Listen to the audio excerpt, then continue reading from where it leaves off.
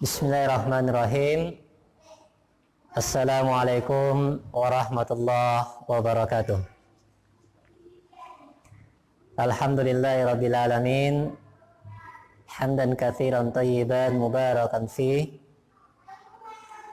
Allahumma salli wa sallim ala Muhammadin wa ala alihi wa ashabihi ajma'in. Amma ba'du. Allahumma anfa'na bima 'allamtana wa 'allimna ma yanfa'una wa zidna ilman. Hadirin wal hadirat yang dimuliakan oleh Allah Subhanahu wa taala.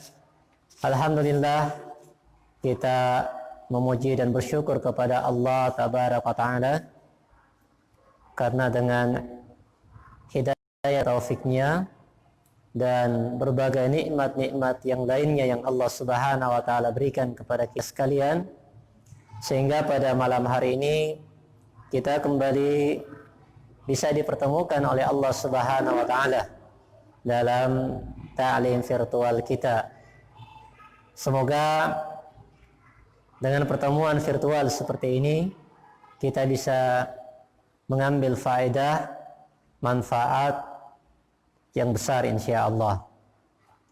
Hadirin wal hadirat yang dimuliakan oleh Allah Tabaraka wa taala, insyaallah pada malam hari ini kembali kita akan melanjutkan pembahasan kita dari kitab Shahih Targhib wa Tarhib, yang merupakan satu kitab yang dituliskan oleh Syekh Nasruddin Al-Albani, yang memberikan banyak pengkhabaran kepada kita bagaimana Rasulullah sallallahu alaihi wasallam memberikan motivasi-motivasi yang besar untuk melakukan amal-amal soleh, dan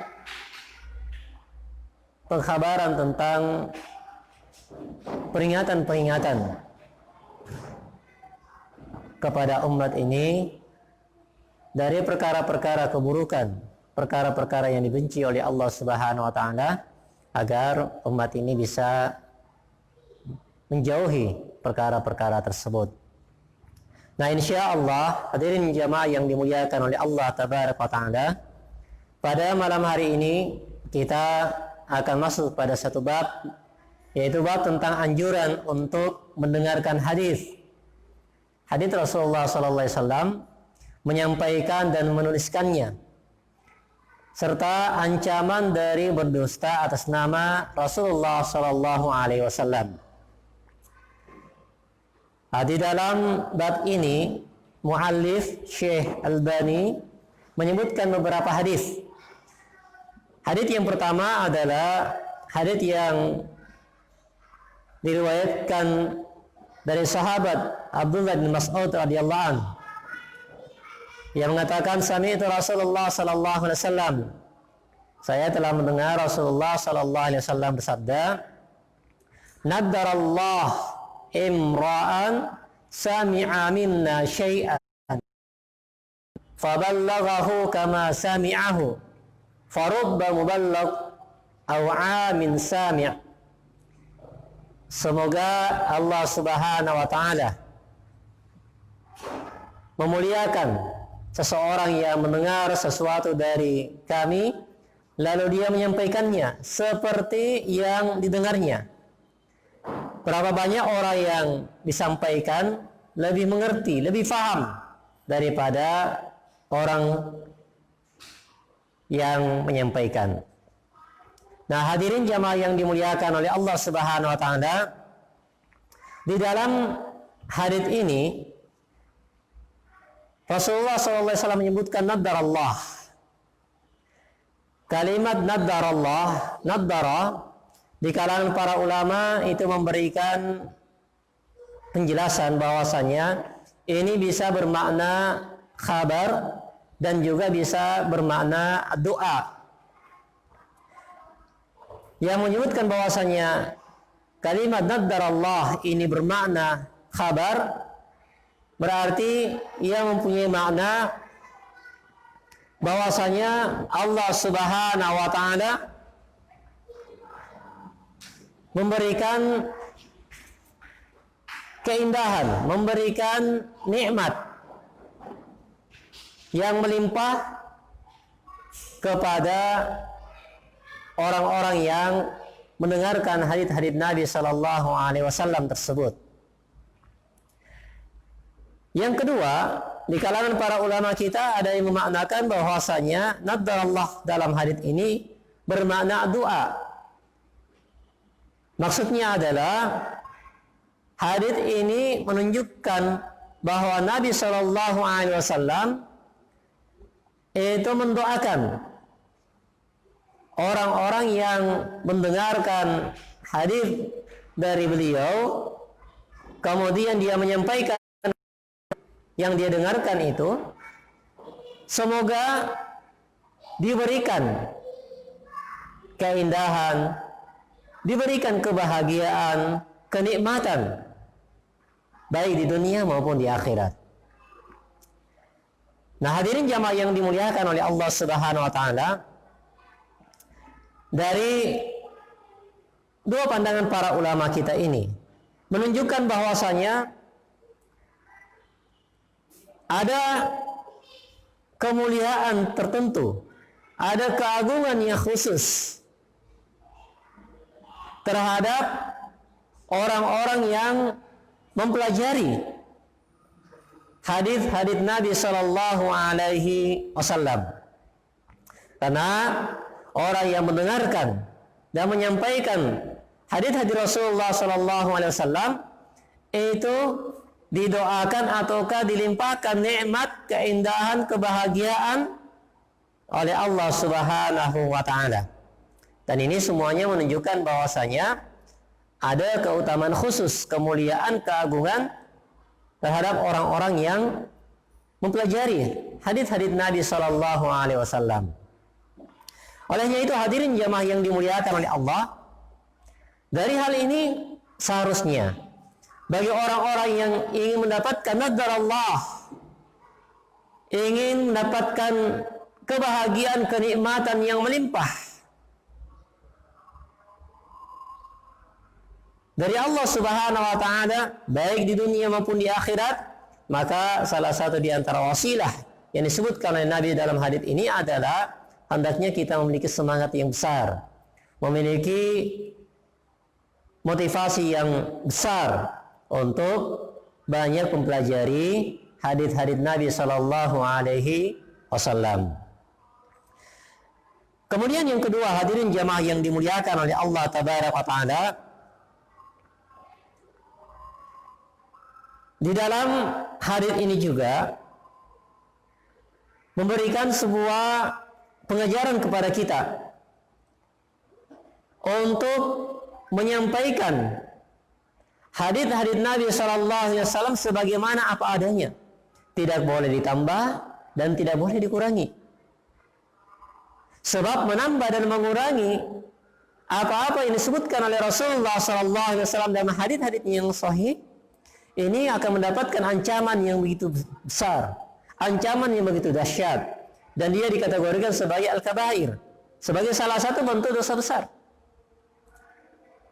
Makanya hadirin jamaah yang dimuliakan oleh Allah, kita juga perlu berhati-hati di dalam menyampaikan hadits-hadits dari Nabi Sallallahu Alaihi Wasallam. Jangan sampai karena adanya tendensi tertentu kemudian kita mengambil penggalan-penggalan dan membuang sebagian yang bisa merusak maknanya. Nah, ini hadirin jamaah yang dimuliakan oleh Allah Subhanahu wa taala. Kemudian di dalam hadis ini juga memberikan pengajaran kepada kita bahwasanya hendaknya orang yang mempunyai ilmu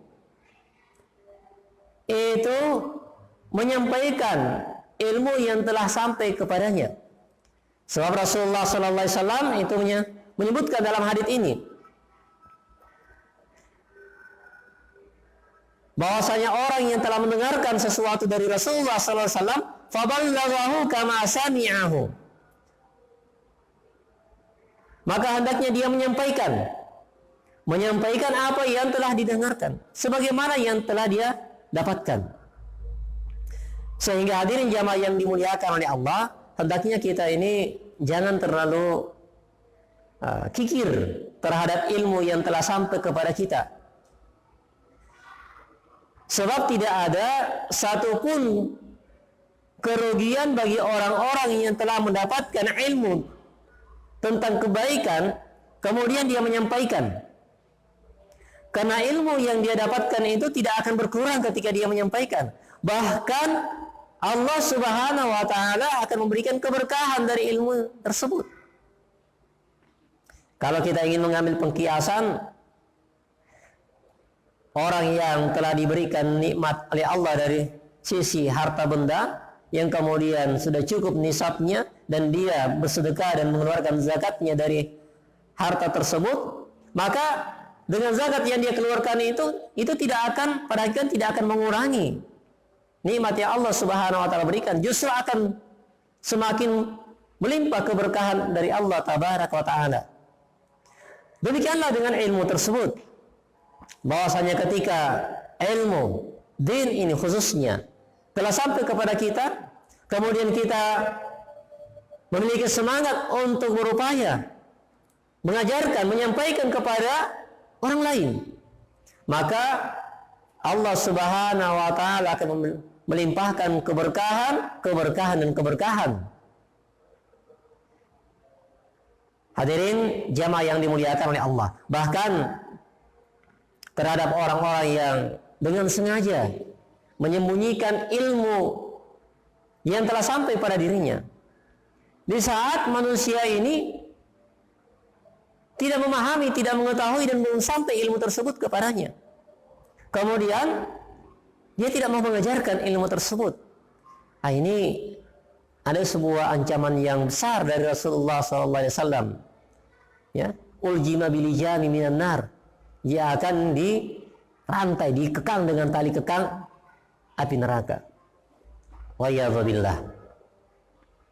Nah, dalam kaitannya dengan menyampaikan ilmu yang telah sampai kepada kita, Rasulullah SAW dalam hadits yang lain itu sudah memberikan sebuah penegasan. Ballighu anni walau ayah. Hal ini menunjukkan bahwasanya sekecil apapun ilmu din ini tentang kebaikan yang telah sampai kepada kita, maka hendaknya kita berusaha untuk menyampaikan kepada orang lain. Menyampaikan kepada orang lain. Nah, hadirin jamaah yang dimuliakan oleh Allah, kemudian perkara yang keempat, di dalam hadits ini memberikan pengajaran kepada kita bahwasanya kemampuan manusia dalam memahami itu bertingkat-tingkat.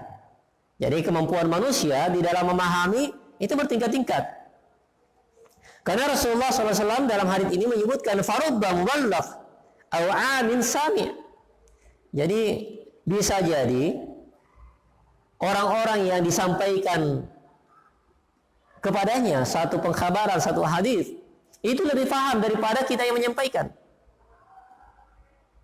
Nah, makanya dalam hadits yang sahih yang diriwayatkan oleh Imam Al-Bukhari dari Abu Musa Al-Asy'ari, beliau meriwayatkan hadits dari Nabi sallallahu alaihi wasallam ketika Nabi memberikan sebuah tamsil, sebuah perumpamaan.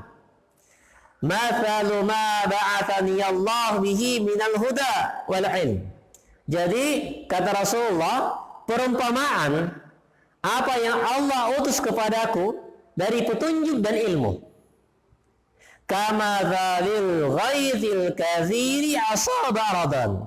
Seperti hujan yang lebat yang turun ke bumi. Jadi hujan yang lebat yang menimpa permukaan bumi. Yang mana ternyata tanah yang ditimpa oleh hujan yang deras ini itu mempunyai jenis yang berbeda. Yang kata Rasulullah, yang pertama ada jenis tanah fakana minha naqiyatun. Sebagian tanahnya itu adalah tanah yang naqiyah.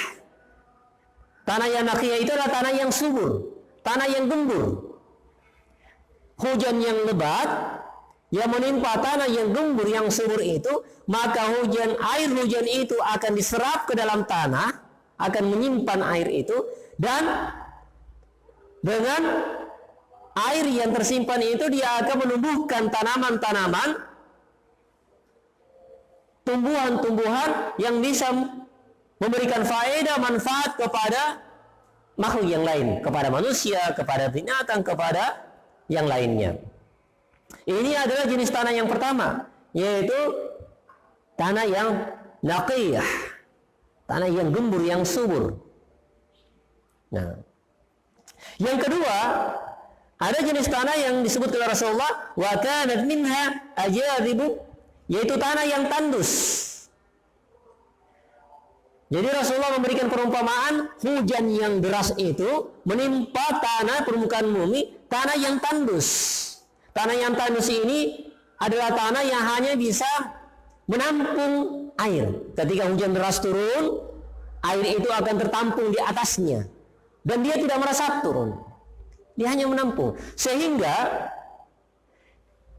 manusia, hewan, ternak itu bisa mengambil manfaat dari air yang tertampung itu untuk minum ataukah untuk mengaliri aliran sawah dan lain sebagainya, menyirami tanaman yang lain. Jadi bisa dimanfaatkan air yang tertampung di atasnya. Namun tanah ini tidak bisa menumbuhkan, di atasnya tidak bisa tumbuh tumbuhan. Jadi hanya menampung air. Kemudian jenis tanah yang ketiga kata Rasulullah sallallahu alaihi wasallam adalah wa asabat minna ta'ifatan ukhra innama hiya qi'an. Jadi ada jenis tanah yang ditimpa air hujan yang lebat itu qi'an kata Rasulullah. Dia adalah tanah yang dia tidak bisa menampung air. Jadi airnya itu akan lari begitu saja. Kemudian dia tidak bisa juga menyerap air sehingga tidak bisa menumbuhkan dari permukaan tanah itu tanaman dan tumbuhan. Sehingga air hujan itu tidak bermanfaat untuk dirinya, tanah di situ, dan juga tidak bisa memberikan manfaat kepada yang lainnya, makhluk lain. Nah, hadirin jamaah yang dimuliakan oleh Allah, dari tiga jenis tanah yang Rasulullah berikan perumpamaan, kemudian Rasul menyebutkan fadzalika mathalu man faqahu fi dinillah wa nafa'ahu ma ba'athani Allah bihi fa'alima wa 'allama. Ini kata Nabi merupakan permisalan, merupakan perumpamaan seseorang yang telah faham agama, dia faham agama dan bermanfaat baginya, maka ia pun mengetahui dan mengajarkan.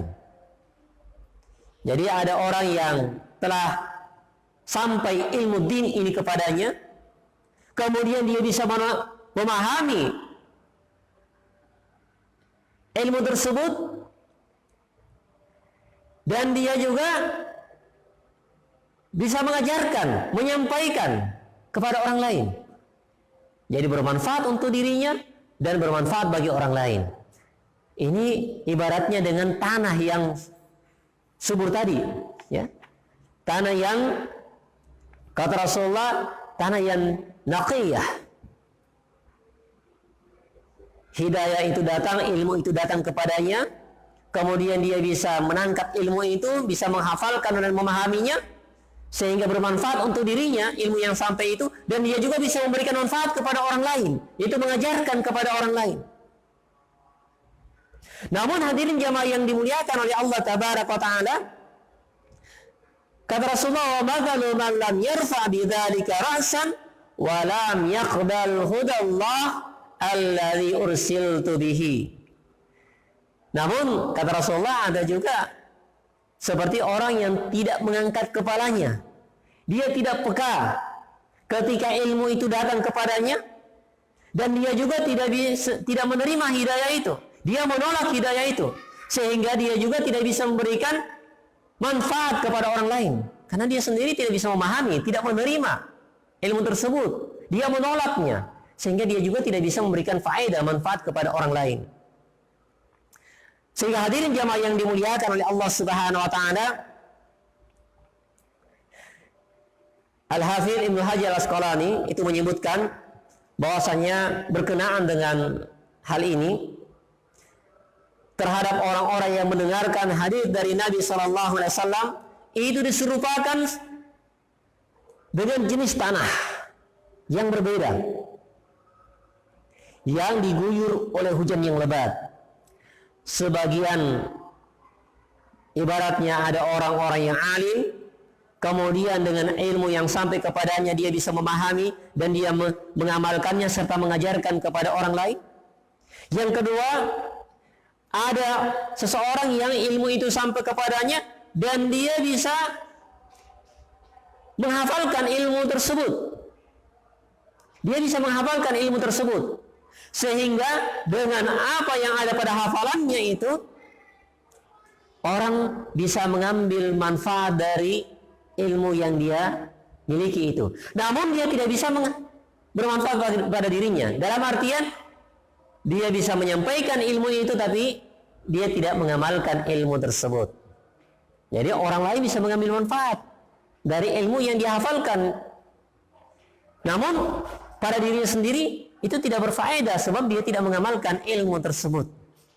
Kemudian yang ketiga kata Al-Hafidz Ibnu Hajar bahwasanya ada orang yang mendengarkan ilmu, disampaikan ilmu kepadanya, disampaikan hadis kepadanya, dan dia tidak bisa memahaminya, dia tidak bisa menangkapnya, dia tidak bisa menghafalkannya, sehingga dia juga tidak punya peluang untuk bisa menyampaikan ilmu tersebut. Olehnya itu hadirin jamaah yang dimuliakan oleh Allah, tentu saja kita semuanya mempunyai harapan yang besar, mempunyai obsesi yang besar, ingin seperti tanah yang disebut oleh Rasulullah sebagai tanah yang naqiyah, tanah yang subur itu, yang gembur itu.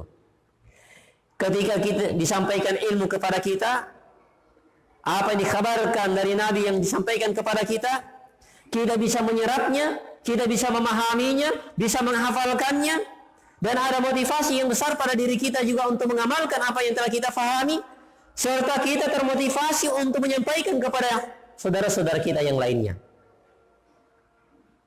Jadi baik untuk diri kita dan juga baik untuk orang lain.